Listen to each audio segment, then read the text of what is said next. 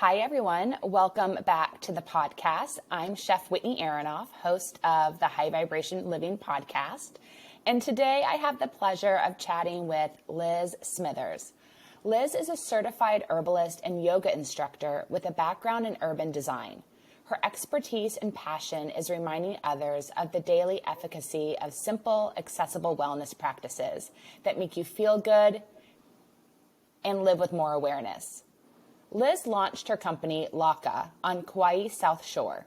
She believes in righteous, radical, natural living, building confidence in others through sustainable nutrition, intuitive movement, and healthy thinking.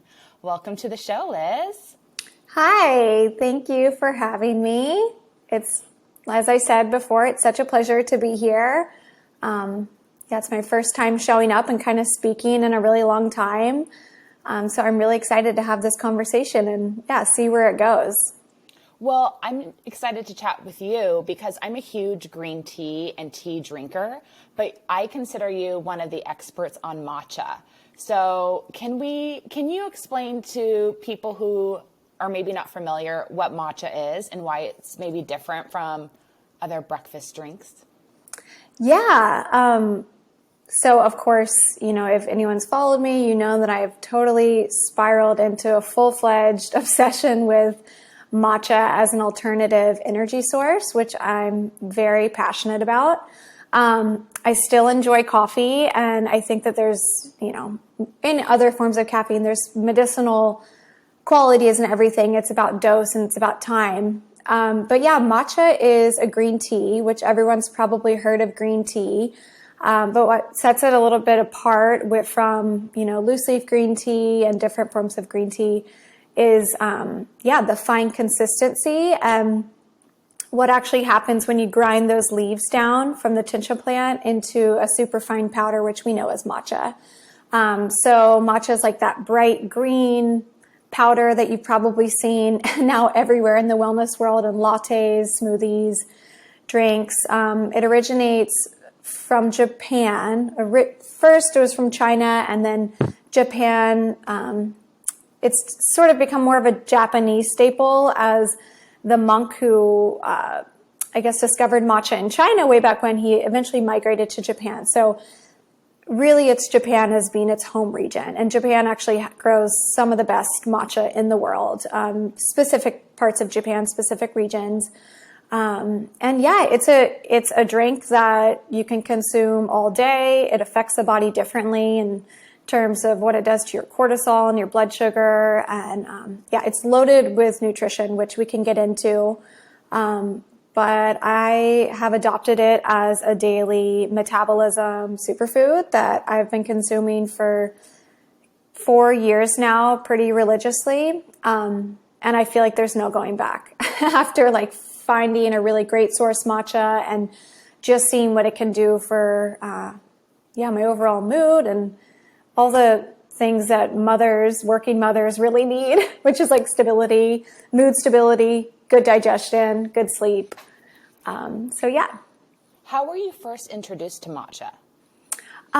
So it was actually at a bulletproof conference. I used to be super into biohacking, and I was super into, I've always been interested in mushrooms and adaptogens, and I've used them for probably the last 10 years to just help restabilize my hormones after a lot of stuff. So anyways, I've always been into coffee, mushrooms, blending the two. And the more I got into building my business in the early years, I just found that coffee it just did not work for me. And there was, the anxiety and the burnout and just drinking a cup of coffee only to find that it does not energize me anymore. Kind of at that same time, I was going to do my research at a Bulletproof conference and just connect with other people in the industry. And I was introduced to this incredible matcha farmer, and it was a tea master who knew so much about matcha. And it's when I'm oh God, I'm like everyone else at that point.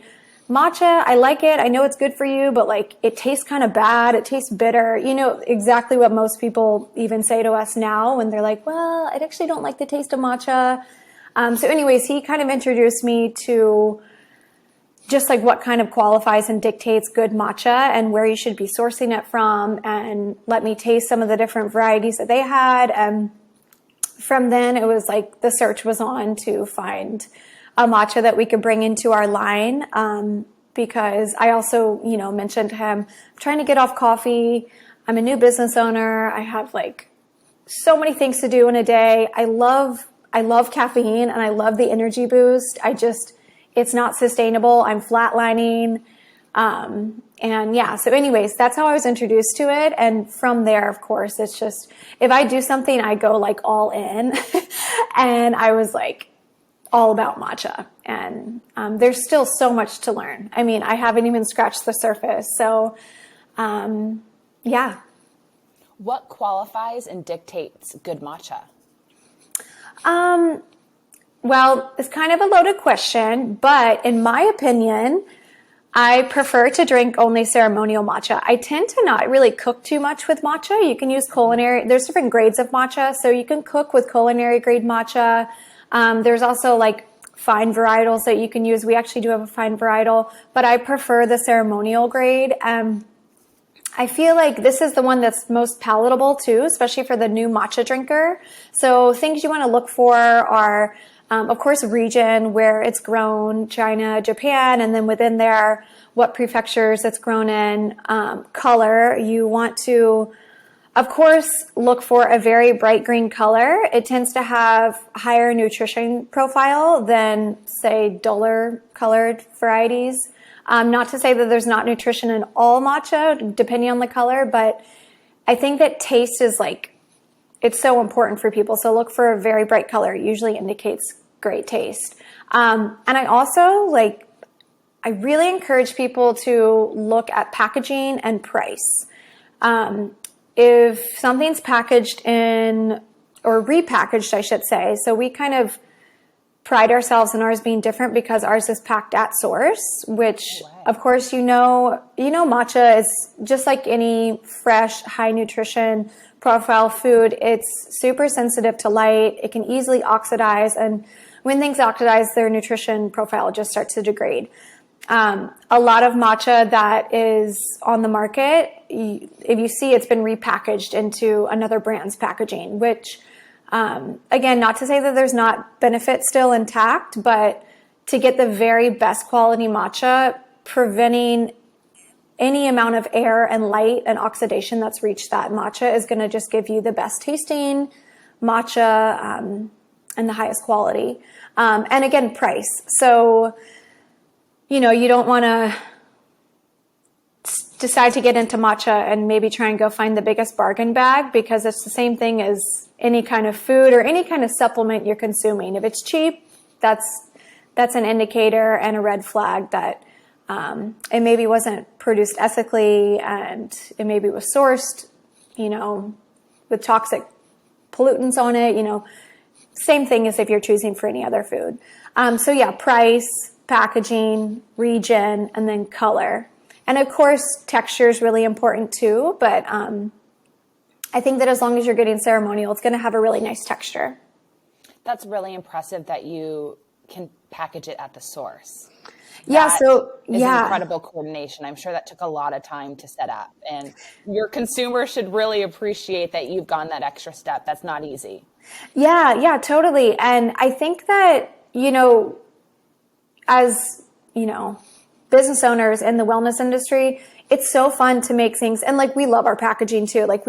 We keep it in the bag that it leaves the farm in, and then we just repackage it into our jars. And then we let the customers be the very first people to open it up and breathe that American air and then pour it into their jars. But what I was saying is, as business owners, we want everything to look very well branded, and we want it to, be in our own packaging. So it's only natural to think that you get ingredients from a place, you take the ingredients out of one bag and you repackage it into your own packaging. So I understand, but, we've decided to keep it that way. And, amazing. It seems to produce the freshest first serving for our customers, which is huge. Does your matcha come from Japan? Yes, it does. And like I said, so China and Japan, they really vary in terms of what kind of teas they're able to produce. So not that there's not clean tea in China, but Japan tends to have just a more favorable climate to produce and soil to produce really great tasting tea. So yeah, we source our tea from Japan. It's southeast of Kyoto in the Wazuka region, which again, it's just a really favorable region to get really great tasting tea.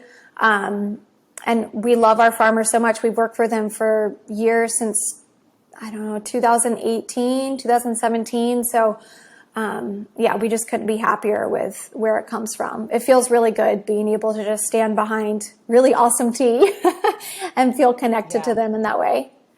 Yeah, absolutely. I understand. Yeah. So let's get into the benefits of matcha.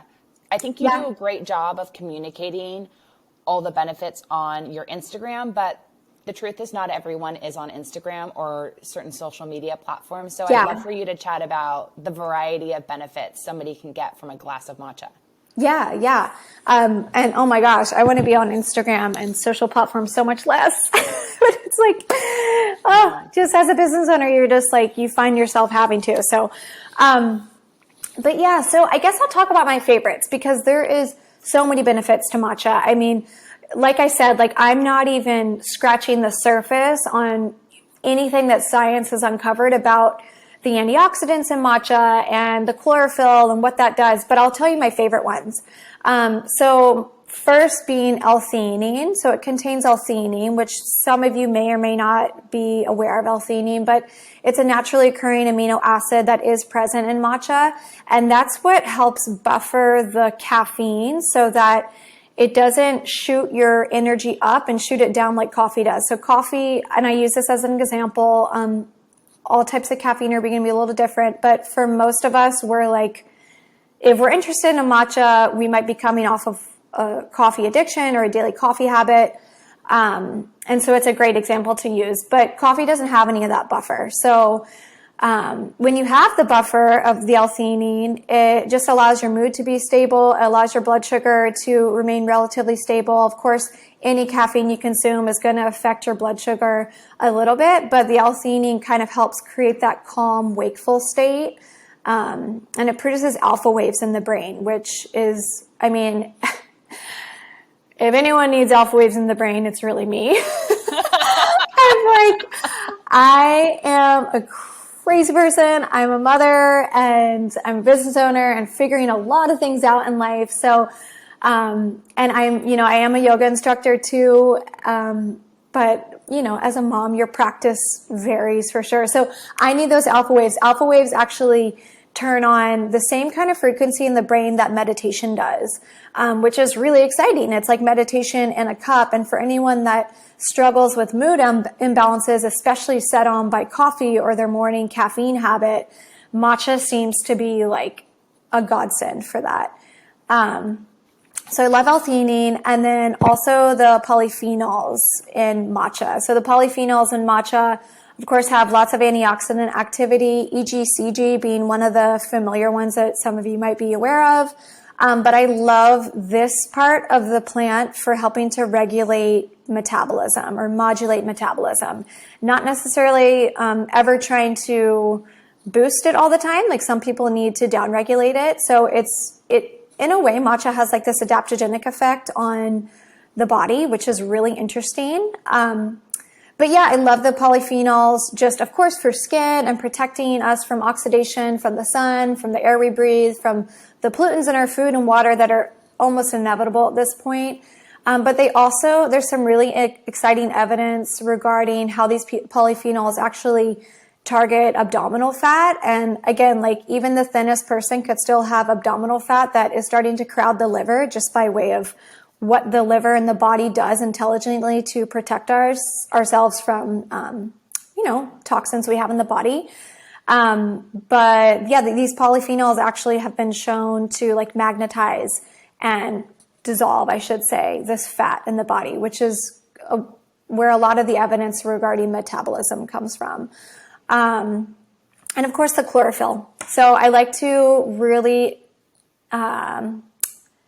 accentuate the power of the chlorophyll in the matcha, because every cup of matcha, and if you're like me, I consume more than a serving of matcha per cup. I consume about 2 grams per cup, just because I usually have 1 to 2 strong cups a day. And per 1 gram of matcha is equivalent to about 2 cups of spinach, which that's like a salad. If you think about a cup of spinach, most people have about 1 to 2 cups in their salad. So it's like your morning salad in a cup. So, and chlorophyll, of course, is so good at cleansing the cells and cleansing out the lymphatic system in the brain, just helping to optimize brain health, and just give us just the slightest bit of detox that we need to maintain that like daily detox effect that I think is personally really healthy for people. Well, you bring up such a great point with the chlorophyll. You know, you see that vibrant green color in the matcha, and usually the only place we get that vibrant green color is if we make ourselves a juice or we eat a salad or a vegetable. And you have me looking at my cup of jasmine green tea, which is brown. You know, when you brew green tea, it's brown. And it makes you like rethink what you're consuming. Like, do I want to be brown like this green tea that's incredibly sourced by Dragon Herbs? I mean, I love it. Yeah. But I would rather be a really beautiful, vibrant green. Yeah. No, totally. I completely agree. And that's just how matcha really does differentiate between just other loose leaf teas that you're drinking. The way that it's ground down and the way that it's shade dried and all the different things that just differentiate it from teas is, it's why matcha is the best. We might have to switch things up over here. Totally. Okay. So it's another thing to think about is like, so when you're drinking here, I actually have an example. So I want to show, I don't know if you show the video of this, but this is actually this is the leaves in which, I don't know if you can see. Yeah, so this is ground. Yeah, this is before it's ground. So this is tincha, and it still has a really bright green color. But when you do grind it down into matcha, which I can open up one of these packets too, you'll see that just grinding it like makes it so fine and buttery that it can actually like press in between each of your fingerprints, which is so incredible. If you think about what that's doing to your cells and just in the body, it's like, it's the same kind, and how that feels on your tongue too. Have you ever just at home made yourself a scrub with your matcha? Oh yeah, totally. I totally have. So if you see like, the lighting's not too good, but oh wait, maybe there you can see. You have a great reel on your Instagram page for Laka that shows different types of powdered matchas. You're like comparing two.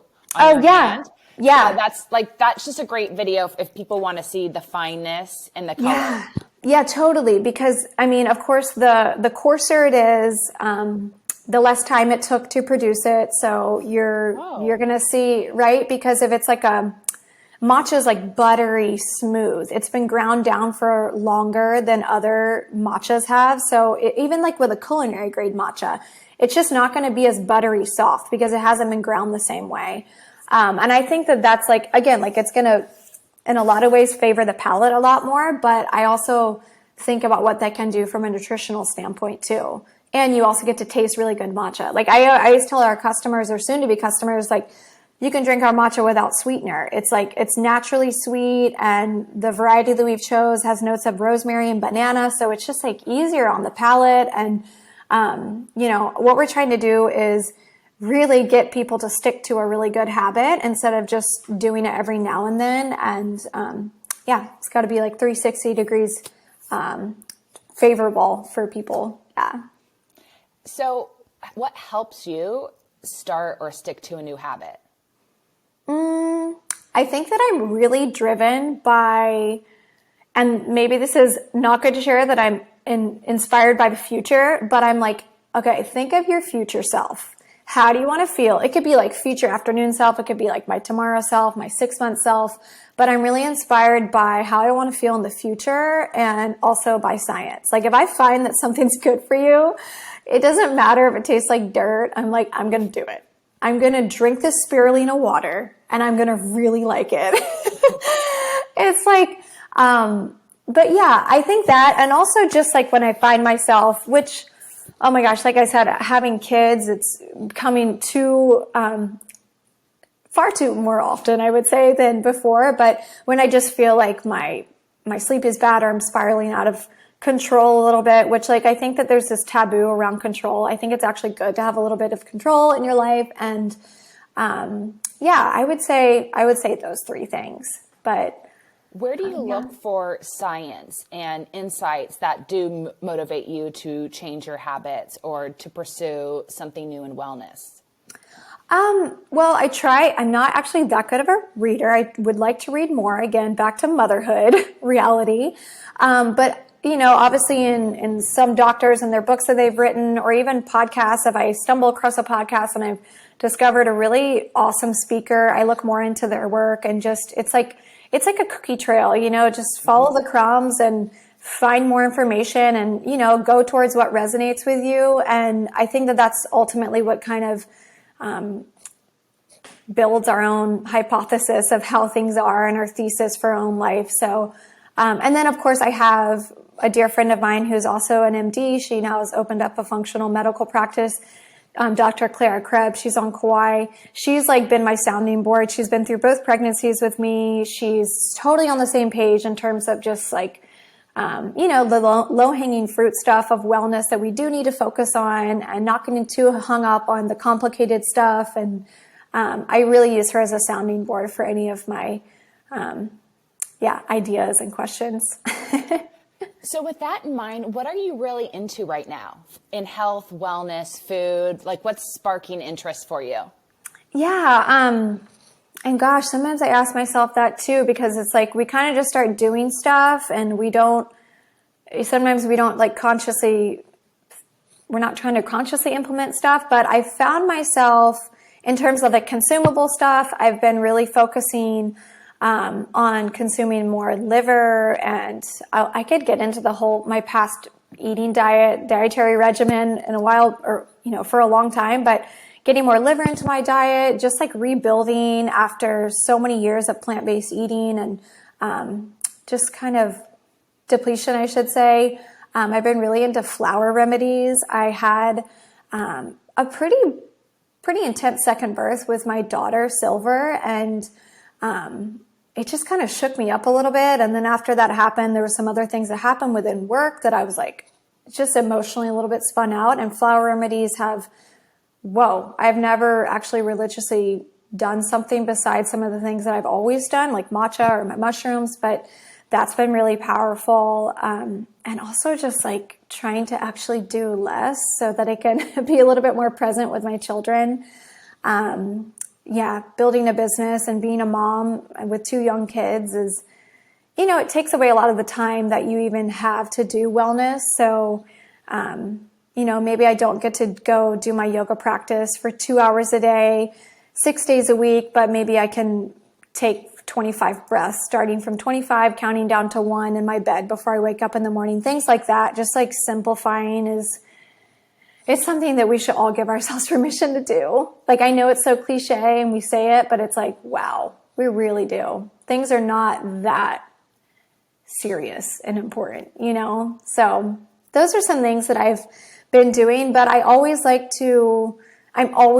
for, just to stay up to date with new discoveries and superfoods and herbs and science and just like edible skincare, topical skincare, all the things. But with that, you can also get kind of spun out on all the information that we have access to. And then it's like, what's the point? You're not even absorbing too much of it. So stick to the things that are simple, repeatable, affordable within your realm, and be happy with it. Right? There's a lot of things that we can get in wellness that have nothing to do with consuming herbs or supplements. Like we've had this concept of free wellness that I really tried to keep alive within Laka, just out of my own experience as a self-funded business owner. Like this concept of free wellness being like, you don't have to consume all the supplements and do all the holistic treatments and get the acupuncture and go to the, fancy classes to be practicing wellness. Like it comes down to sleep and sex, sunlight, drinking good water, eating a whole foods diet, like just things that are that's your baseline. And that's where you start. We kind of talked about in the beginning, and maybe having like 3 supplements that really work for you. Like I don't know, some of the ones that I consume daily, I have my probiotic or my symbiotic that I take that really works and I feel the effects of it. So I'm going to keep doing it. My matcha. And yeah, just not trying to do too much. You can still practice wellness in so many other ways without having to have a $1,000 supplement routine each month. So, yeah. Well, I like that you're sharing that, because unless you apply the things that you learn, it's not going to support you, and you don't have to do it all. You can just pick 3 and just work on, incorporating those into your life. Yeah. And simplicity is the way to go.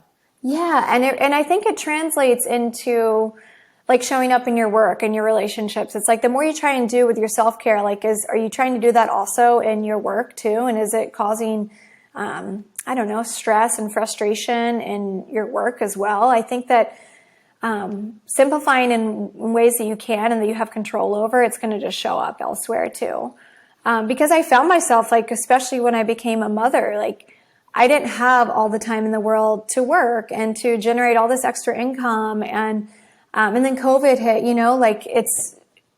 there's just things that come up. So if you're attached to the idea of like, you're not healthy unless you take ashwagandha and do amino acid injections and like go do your infrared sauna or whatever it is, then it's like, you're missing the point of like, the discipline and the grit that it actually takes to be healthy sustainably long term. I always like to like remind people, if you woke up tomorrow morning and you had no money in your bank account, like, would you still be healthy? Because a lot of people, they define their health by what they consume, and it's fun and it's exciting. And I do think that all of these things have benefits, but you're, invincible if you can be healthy without having an expensive supplement routine. Absolutely. But you did bring up something I thought was interesting. You brought up florals, and I had someone on the podcast, Valerie Ula. She's based in New York, and she runs the spiritual side of The Well, which is a holistic wellness spa that has multiple locations on the East Coast. I think I've heard of The Well. Yes. Yeah. And she teaches floral tapping. So using florals and tapping at the same time to help release emotions or thought forms or stress in the body. Yes. So it actually leaves and we can move on with our life or stop that Ferris wheel in our head that's, making us spiral. I'd love to know how you use florals, because this seems to be really supporting people.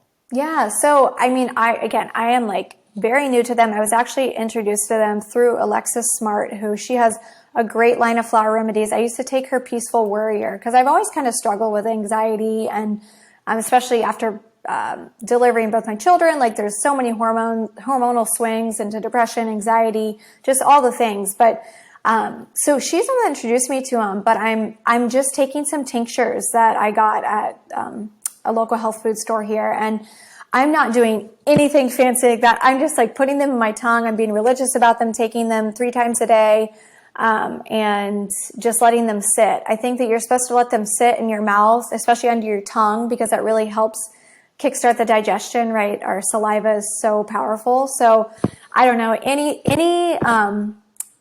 resources you can send my way. I'm a full believer in them now. I've been taking it for like a month or 2, and it's subtle, and I think that it's subtle, but it's powerful. And I think the more subtle things that we can do that aren't as aggressive are going to be, again, the most sustainable option long term. So I agree. And it's the things that we can do at home. I think we need to put more thought on what wellness and health remedies we can use within our home, that we don't have to constantly be driving everywhere or going out there to get supported. There's plenty of things that we can do in our home or in our yard that can make us feel good. It doesn't have to require a whole day's work in order to pursue them. I know, every time I'm like, okay, I'm going to go to a workout class. I'm going to go to yoga class. It's like 4 hours later, I'm finally home, showered, ready to like go on to my next thing. And it's like, how can you do things simpler and just being more efficient with the little bit of time you do have, is great. Well, you're an entrepreneur, a mother, a wife, a wellness expert. I know you have very jam-packed days, so I'd love to learn a little bit about your morning and evening routine and how you maybe sprinkle in some things that support your body, support your mind, support your well-being. Yeah. Again, I'm like, oh my gosh, where do I find the time? It's like whenever I find the time, I do. I really don't have too much of a morning or evening routine. Like on a good day, I get up before the kids wake up, even though my 7-month-old, she is the lightest sleeper ever, and we co-sleep, so she feels when I get up very quickly. But on a good day, I'd wake up, breathe before I get out of bed, right? I'm not attached to like a traditional meditation practice or doing yoga practice. It's just like, it's proven to not be realistic for me at this time. Breathe before I get out of bed, get up, maybe splash water on my face, vagus nerve activation, hopefully maybe go to the bathroom, use the bathroom before the kids wake up, and then be able to make my matcha in, 10 minutes. And even 10 minutes in peace feels like the longest amount of time before the rest of the house wakes up. And that's really all I do for a morning routine. I mean, like, again, I used to do so much more, and I feel like I'm just now getting back on my feet after being postpartum. And, so that's that. But on a good night in the evening, I will get the kids to bed and I'll still stay out for a little bit longer and I'm like obsessed with moisturizer. So I think that it's really important to just moisturize deeply every night. Again, keeping it simple. What do I have? I have moisture all the time. I have a dry brush. I have maybe a gua sha or even the microcurrent machine that I use. Again, it's like I give myself 20 minutes and I don't know, moisture is like a non-negotiable in terms of like keeping just keeping me feel like I'm taking care of myself and I'm giving myself enough touch and, just connecting a little bit. So that's on a good day. I'm doing all those things, maybe some more. And of course, and also cooking my family dinner. I've become obsessed with cooking chicken this year. And ever since I stopped eating vegan, I have slowly incorporated more and more animal foods in my diet. And this year was chicken. So chicken has become like the theme of our dinners for the last year. And I think that my husband's so excited that I'm not eating vegan anymore because now I'm cooking delicious food. But being able to cook my family healthy food is like one of the highlights of my day. I try and, not hold myself accountable to it every single night. Sometimes it's a lazy dinner, but just making sure that we get vegetables and protein and maybe cooking with bone broth to balance out the protein, and a nice big salad. And, I don't know, it just feels really good to be able to nourish my family because that's kind of why I started in the first place is doing, nourishing people and, of course myself too, but it feels really good when you can give that intention back to your family because our days are crazy and a lot of my I guess trials and tribulations as starting a business and building a business, it sometimes pours over into the family. So it feels good to be able to commune and eat healthy all together. Well, my specialty as a chef is making organic, healthy spice rubs for chicken. Oh my gosh, really? Wait. So I'm going to send you a jar of my adobo, which you will love because it has extra turmeric in it without tasting it. Oh, okay. I wanted to create a spice rub that was great on everything, meats, fish, chicken, vegetables, but snuck in some extra turmeric or extra benefits because, spices are antioxidants. Spices aren't just flavor enhancers, just like matcha, it's just not a delicious morning drink. There's so much more going on there that support our body. So we should all be able to really enjoy all of our meals. There's no reason to ever waste a meal. No, totally. I'm going to send you a jar of my adobo. I will think your use it family seriously will nightly. Love it on chicken. It's so good on chicken. I will totally use it. Like I said, I've been cooking chicken like a crazy person this year. I'm like, I hope that I don't find out that there is something really, really wrong with even the good chicken. But another note on turmeric, because, okay, so two, I guess, cooking pieces of advice that I've heard in the last 6 months that I've really stuck to, and I just love the way that they sound, are the more olive oil, the better. Like, we hammer olive oil in this house. And then also throw turmeric into any meal you possibly can. Just like, even I put it in rice, make golden rice, or, you know, even on salads. Like, if you put just a little bit everywhere through all your meals, you really can't taste it, you know, that much, because it does. It kind of has, especially as my 3-year-old, like an offsetting or taste a little bit, but I love it. But those two pieces of advice, it's like, gosh, start simple and just find repeatable ways to just like, yeah, find joy in the mundane things that you do. But I will totally use your adobo rub on all the chicken that I make. I just recently, the other night, and you're a chef, so you're like, okay, this might not be, but when I was baking chicken thighs, and instead of keeping the tinfoil open like I usually do, I like curled it. I didn't completely close it, but I curled it halfway, and it made the chicken so crispy. All the oil and the marinade just like stuck to the bottom, and it was just like almost broiling in there. And I cooked it a little bit longer, and I broiled it afterwards to make it a little bit more crispy. Oh my gosh, it was so good. I was like, I'm so good at cooking chicken. I'm so excited that you're so into cooking chicken. I mean, like the little things, seriously. Yeah, for everyone listening, like, just so you know, like I make the best spice rubs for chicken, but there was a time in my life that I didn't eat chicken because I thought it was bad for me, because I was reading Eating Right for Your Blood Type, and I'm B positive, and it says, you know, chicken's going to make you fat, so I wouldn't eat chicken because I didn't want to be fat. You know? So I know. Years later, you know, after years of not eating chicken, I go to a health supportive culinary school. So the chickens that they're buying are directly from Amish farms. Like, these are chickens that are eating, you know, seeds and nuts and worms on the ground. Like, they're not getting shots. Like, these are blessed chickens. Yes. So we're cooking these chickens in culinary school. It's poultry day. It's poultry week. So every day I'm cooking chicken, and I'm learning about chicken and how to source it. And, you know, like, when am I going to get that good quality chicken? So I finally start eating the chicken, and you would think I would have never had chicken. Like, I was in love with not just the flavor, but with how I felt.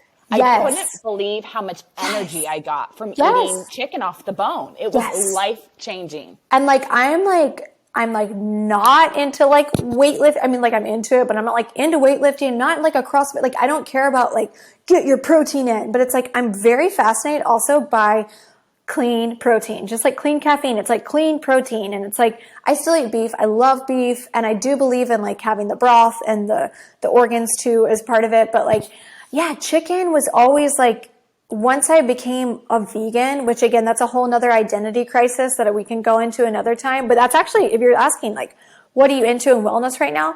I'm into helping recover vegans because I ate plant-based for like 10 years. I was just die hard. And then it's like, I don't know. I feel like I've opened up a whole nother portal in health now that I've started incorporating animal products. But like, yeah, chicken, it's so good. And it's like, I feel satisfied because I feel like it's easy enough to cook too, you know, like, anyways, but it's good stuff. I'm on the same page. When you have chicken questions, you have my cell phone number. I know the chicken doctor to call. Yes. Yeah. I can tell you every cut, every way to cook it. Yes. I have 50 million different tips, which someday you should write a chicken book. I would love to write a chicken cookbook. I would love to do chicken YouTube videos. If there is a chicken farmer out there that needs a chef to do YouTube videos, reach out. We can do sponsorships together. We will get people cooking chicken right and well. Yes, totally. It's so good. And I feel like most people, you know, they do like it. So, and people don't know how to cook chicken. There was a time in my life when I was in my 20s buying frozen chicken breasts from Costco, and it was not good. Yeah, and totally. I've come full circle, and I can help you get there too. Yeah, you know, that is the thing. It's like meat is okay, chicken's okay, beef's okay. It's like you just have to find really good. And so it makes you feel good from a health standpoint, and it makes you feel good when it cooks easier. You know, it's like, it's so hard to cook frozen and then thawed meat, whether it's fish or beef or chicken, right? It just doesn't, it's not the same, I feel like. But finding a good source, it's okay. Yeah, and you guys are safe if you eat dark meat too, you know? It's not going to hurt you. Yeah. The skin's not going to hurt you. It's like the concept of a partial food. So just eating the egg white and not the egg yolk. If you eat everything together, you'll be so much more satisfied. You'll be nourished. Your appetite will be held longer. You'll get so many more nutrients. You know, I always say, like, people eat off the bone because you're getting the free collagen powder. Yes, you don't have to pay extra for it. And one thing I just also learned too, which is like, okay, wait, I'm always going to cook in bone broth now. Don't just cook, like if you're like trying to steam or whatever chicken, don't use water, use the bone broth, because it actually, like, all the things that they say happen, like this is the whole vegan argument is like, no, like, meat does this, this, and this to your bones and your body, all the different arguments. If you cook with the collagen or the bone broth, you're actually balancing all the detrimental or possibly detrimental effects of eating high protein. Like, it's like the whole thing of the whole food, like eat the whole animal, you know, and even like the beef too, like eat the liver. And I haven't gone to any of the other organs, but I'm just interested in that whole concept too. It's like, oh my gosh, it's simple, you know, like it's simple for us, but we tend to complicate things a lot. But yeah, cook with the bones, even off the bone. Yeah, because you get that collagen to balance out the protein. Well, I'm so glad you brought up chicken. That was fun. That was a good cap to the conversation. Yes. Well, with all this in mind, as we wrap up, I'd love to know, because I always love learning. I'm always curious. Who do you love following on Instagram, TikTok, social right now? Are there a few people or accounts that you're really into where you learn something new or inspires you?